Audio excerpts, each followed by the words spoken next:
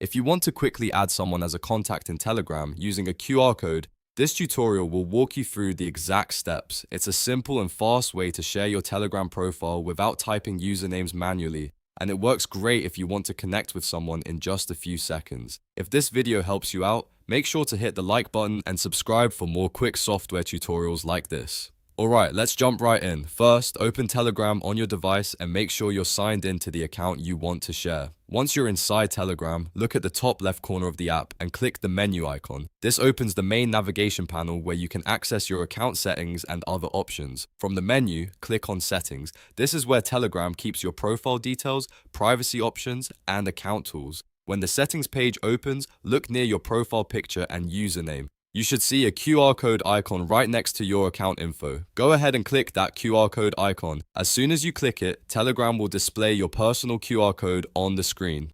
This QR code is linked to your Telegram profile, which means anyone who scans it can easily find and add your contact without searching your username manually. This is especially useful if you're sharing your details in person, on social media, or during a meeting. Now take your mobile phone and open the camera or QR scanner on the other device. Point it toward the QR code shown in Telegram and let it scan. Once the code is recognized, the other person will be able to add your Telegram contact right away. Depending on the device and app being used, they may be taken directly to your profile or shown an option to open your Telegram contact. And that's it. You've now learned how to scan a QR code in Telegram to add a contact.